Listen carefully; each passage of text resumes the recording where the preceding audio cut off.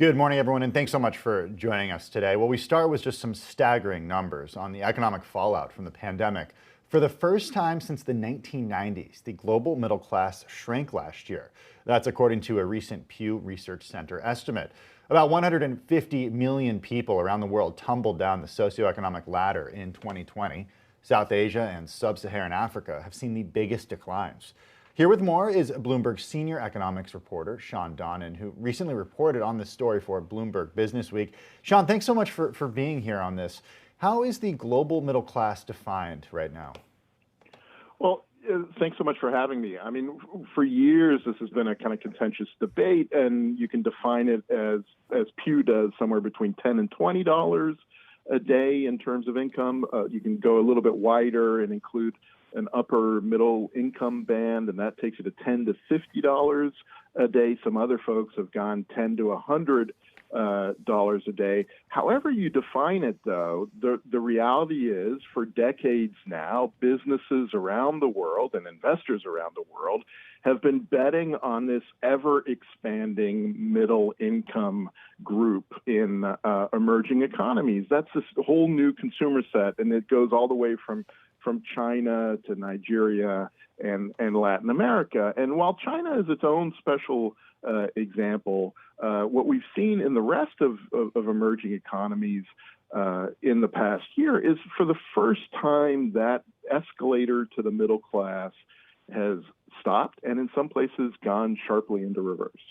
This is a really big deal because, well, for a lot of reasons. One is the fact that companies have been betting on this emerging middle class globally, but also because this has been the economic miracle for many of our lifetimes, right? The idea that there is a growing middle class around the world, despite the fact that things don't seem to be so great around the world. Many people have been lifted out of poverty and into the middle class, right?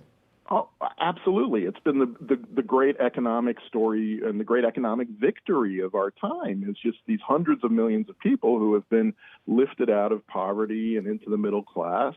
And while $10 to $50 a day doesn't sound like much in a U.S. context, just to put that in context, $50 a day is less than you would make at a minimum wage job in America. But in the context of a lot of these emerging economies, that's a level of economic security that past generations haven't had.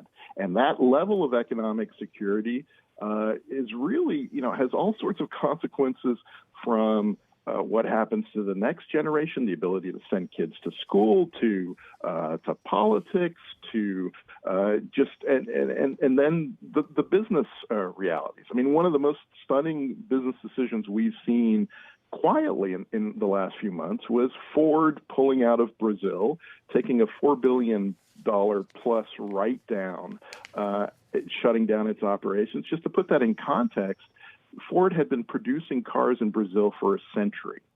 And as a result of this pandemic, It's shut up shop there, it shut down its factories there, and it's pulling out. Why? Because that middle class in Brazil isn't there in the same way it was as recently as a year ago to buy those cars that Ford sells. Hey, Sean, what I found so powerful about this piece from you and your colleagues is that it not just includes the data, the 150 million people, and more data, of course, but also it includes stories of 4 individuals from around the world who your team spoke to. What was it about these individuals that really illustrated the decline in the global middle class? And let's start with Ravi Sharma in India, who spent more than a decade saving up to buy a $6,000 car. Yeah, so Ravi Sharma is 37. He's a father to 2 beautiful daughters. He's married, and he lost his job last year as an auto engineer. He had been saving for more than a decade to take his family off the motorcycle that they ride now. All 4 of them crowd onto one motorcycle and get into this Maruti Alto, which is a small $6,000 car that is the first car a lot of Indians purchase when they make that leap from motorcycles to 4-wheelers. And Ravi Sharma is quite frank. He lost his job. He was able to find another one, but it was at less pay in another town. He just exhausted all of his savings. He's having a tough time keeping up with the loans that he has now. And Ravi will tell you that his life has been set back by 3 years. And a lot of the dreams that he had beforehand just feel out of reach right now. So what does this mean for people like Ravi moving forward? What do the next few years look like? What can what can the community around the world do, and what can individuals, countries do to get the middle class back on track?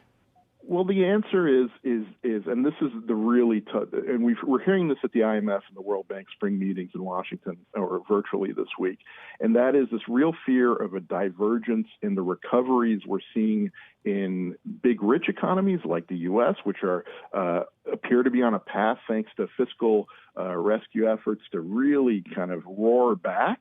And economies like India, Indonesia, Brazil, that are going to have a much slower path to recovery, and really need to find a way to get this middle class back on track if they want to get back to that economic path that was so important in the past.